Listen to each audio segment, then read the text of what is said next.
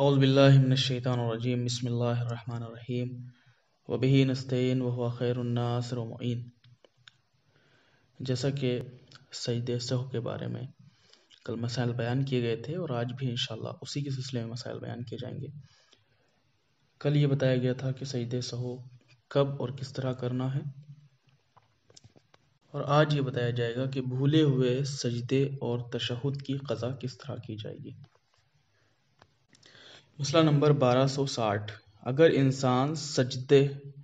اور تشہد بھول جائے اور نماز کے بعد ان کی قضا بجا لائے تو ضروری ہے کہ وہ نماز کی تمام شرائط مثلا بدن اور لباس کا پاک ہونا اور رو بقبلہ ہونا اور دیگر شرائط پوری کرتا ہو۔ اس مسئلے میں کہنا یہ چاہتے ہیں کہ جس طرح نماز کے لیے شرطیں ہیں کہ بدن پاک ہو اور انسان رو بقبلہ ہو کے نماز پڑھے، نماز میں باتیں نہ کرے یا کوئی چیز کھائے پیے نہ، ان تمام شروط کے ساتھ انسان کو چاہیے کہ جو بھولا ہوا سجدہ ہے یا تشہد وغیرہ ان کو بھی اسی طرح انجام دے۔ مسئلہ نمبر 1261، اگر انسان کئی دفعہ سجدہ کرنا بھول جائے، مثلا ایک رکعت میں ایک سجدہ بھول گیا، یعنی پہلی رکعت میں ایک سجدہ بھول گیا اور دوسری رکعت میں پھر دوسرا سجدہ بھول جائے، تو ضروری ہے کہ نماز کے بعد ان دونوں سجدوں کی قضا بجا لائے، اور بہتر یہ ہے کہ بھولی ہوئی ہر چیز کے لیے احتیاطاً 2 سجدے سہو بھی کرے۔ اس مسئلے میں کہنا یہ چاہتے ہیں کہ اگر کوئی شخص نماز میں سجدہ بھول جائے یا تشہد بھول جائے تو اسے چاہیے کہ نماز کے فوراً بعد پہلے ان چیزوں کی قضا کرے اور اس کے بعد 2 سجدے سہو بھی کرے۔ مثال کے طور پر ایک انسان نماز پڑھ رہا تھا، نماز مغرب یا نماز عشاء، نماز پڑھتے پڑھتے وہ پہلی رکعت میں ایک سجدہ بھول گیا اور اسے نماز کے بعد یاد آیا کہ اس نے ایک سجدہ ترک کر دیا ہے غلطی سے، تو ایسی صورت میں نماز ختم کرنے کے بعد اسے چاہیے کہ فوراً ہی اسی جگہ پہ بیٹھے بیٹھے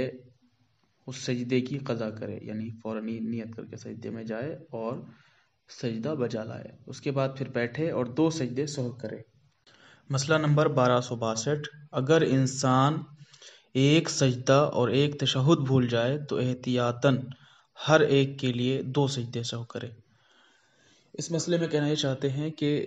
اگر کوئی شخص، کوئی انسان ایک ہی نماز میں ایک تشہد اور ایک سجدہ بھول جائے تو ایسی صورت میں اسے چاہیے کہ ہر ایک کے لیے الگ الگ احتیاطاً 2 سجدے سہو بجا لائے۔ مسئلہ نمبر 1263، اگر انسان 2 رکعتوں میں سے 2 سجدے بھول جائے تو اس کے لیے ضروری نہیں کہ قضا کرتے وقت ترتیب دے یا ترتیب سے بجا لائے۔ یعنی اس مسئلے میں کہنا یہ چاہتے ہیں کہ اگر کوئی شخص نماز پڑھ رہا تھا، نماز عشاء، اور نماز عشاء کی پہلی رکعت میں ایک سجدہ بھول گیا، دوسری رکعت میں بھی ایک سجدہ بھول گیا، تو اب وہ جو قضا کرنا چاہتا ہے نماز کے بعد تو اس کے اوپر لازم نہیں ہے کہ وہ ترتیب دے کہ یہ پہلی رکعت کا سجدہ ہے اور یہ دوسری رکعت کا سجدہ ہے جس کی قضا کر رہا ہے، بلکہ 2 بار سجدے کی قضا کر لے، یہی کافی ہے۔ یعنی یہ کہنے کی، یہ نیت کرنے کی ضرورت نہیں ہے کہ یہ پہلی رکعت کے سجدے کی قضا ہے، یہ دوسری رکعت کے سجدے کی قضا ہے، بلکہ 2 سجدوں کی الگ الگ قضا کر لے، یہی کافی ہے۔ مسئلہ نمبر 1264، اگر انسان نماز کے سلام اور سجدے کی قضا کے درمیان کوئی ایسا کام کرے جس کے عمدن یا سہون کرنے سے نماز باطل ہو جاتی ہے، مثلا پیٹھ قبلے کی طرف کرے، تو احتیاط مستحب یہ ہے کہ سجدے کی قضا کے بعد دوبارہ نماز پڑھے۔ اس مسئلے میں کہنا یہ چاہتے ہیں کہ جس طرح نماز کے لیے ضروری ہے کہ ان شروط کا خیال رکھا جائے کہ جس کے ذریعے سے نماز باطل ہو جاتی ہے، وہ شروط نماز کے درمیان انجام نہ دے، اسی طرح سے جو سجدہ سہو کی قضا کرنی ہے یعنی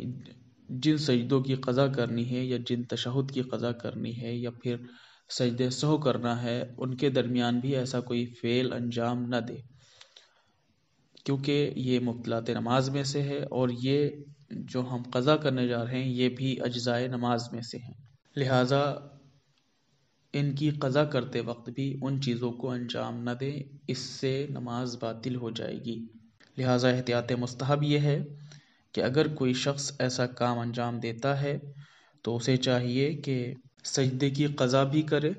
احتیاط مستحب کی بنا پر، اور سجدے کی قضا کرنے کے بعد 2 رکعت، یعنی سجدے کی قضا کرنے کے بعد دوبارہ نماز بھی پڑھے، کیونکہ دوبارہ نماز پڑھنے کا حکم یہ ہے، اس لیے ہے احتیاط مستحب کی بنا پر، کیونکہ اس نے وہ فعل انجام دیا ہے کہ جس سے نماز باطل ہو جاتی ہے۔ لہٰذا ضروری ہے کہ ان چیزوں کا بھی خیال رکھا جائے۔ آخر میں خداوند عالم سے یہی دعا ہے کہ خداوند عالم ہم سب کو زیادہ سے زیادہ علم حاصل کرنے کی توفیق عطا فرمائے اور اس پہ عمل پیرا ہونے کی توفیق عطا فرمائے۔ وآخر دعوانا ان الحمد للہ رب العالمین۔